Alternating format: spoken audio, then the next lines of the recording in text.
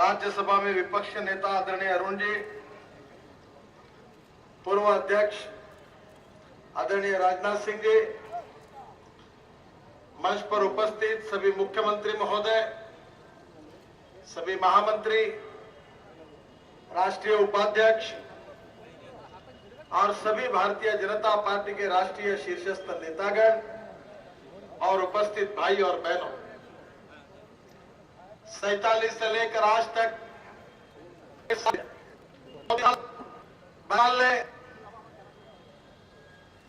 Left party की सरकार पर विश्वास रखकर उनको शासन करने का अवसर दिया है।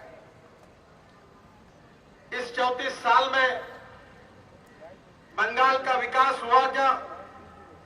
बंगाल की गरीबी दूर हुई क्या? लोगों की किसान खुशहाल है क्या? गांव में रोड बने क्या? पीने के लिए पानी है क्या? और सबसे बड़ी महत्वपूर्ण बात है कि युवाओं के हाथों को काम है क्या? अगर ये स्थिति अगर देखी जाए तो गुजरात बदल गया। गुजरात में कृषि का विकास दर 14% है।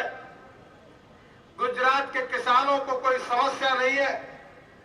24 घंटे बिजली है। एक नर्मदा का पानी 14 नदियों में बहकर गुजरात सुजलाम सुफलाम हुआ। गुजरात में उद्योग आ रहे हैं। गुजरात से कपास निर्यात हो रहा है। गुजरात की जनता खुश है। गुजरात में कोई दुख नहीं। फिर मैं पूछना चाहता हूं कि बंगाल के लोगों को ये सुख क्यों नहीं मिल रहा है? जो बिहार था, जहां का ग्रोथ रेट -0.5% था, भारतीय जनता पार्टी ने और जनता दल यू ने, नीतीश कुमार और सुशील मोदी जी ने अब बिहार का भी चित्र बदल दिया है। बिहार का विकास दर 11% हुआ है। ये मंच पर हमारे मुख्यमंत्री बैठे, ये उत्तराखंड के निशंक जी बैठे, इनको इंडिया टुडे ने सम्मानित किया है कि हिंदुस्तान में सबसे गति से विकसित होने वाला कोई राज्य है तो उत्तराखंड है, इसलिए उनका सत्कार किया गया इंडिया टुडे में। हमारे हिमाचल के धूमल, इनको अनेक पुरस्कार मिले, 25-30 पुरस्कार राष्ट्रीय स्तर पर मिले। छत्तीसगढ़ में प्रगति हुई।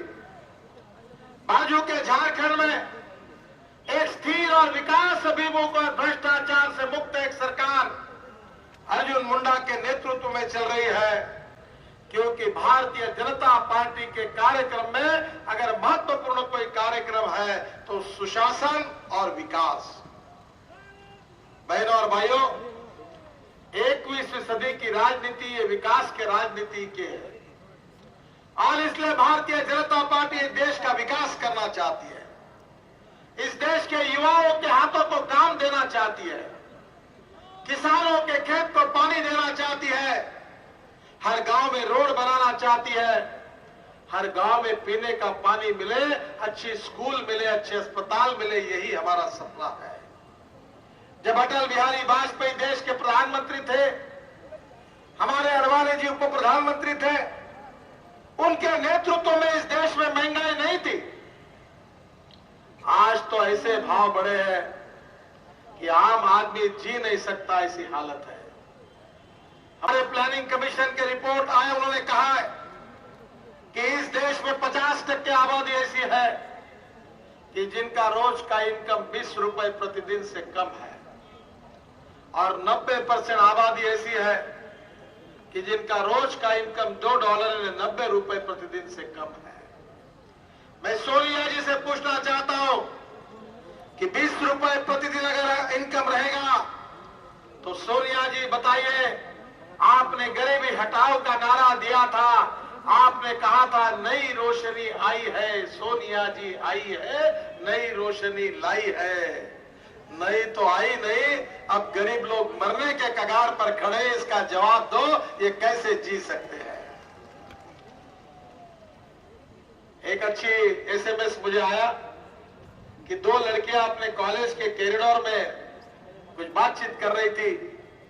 तो एक लड़के ने दूसरे लड़की को पूछा कि वो जो कॉरिडोर के सामने, दरवाजे के सामने जो नीले शर्ट का लड़का बैठा है, उसको आपने देखा क्या? तो दूसरे लड़के ने कहा मैं उसको देख रही हूं। तो उसने पूछा क्यों पूछ रही हो? तो उसने कहा वो बहुत धनवान घर का है। तो दूसरे लड़के ने पूछा तुम्हें पता कैसे चला कि वो धनवान घर का है?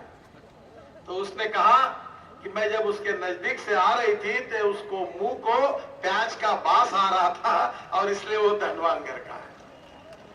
क्या हालत बनी देखिए कि धनवान बनना यानी प्याज खाना, ये लक्षण इनके राज में बना।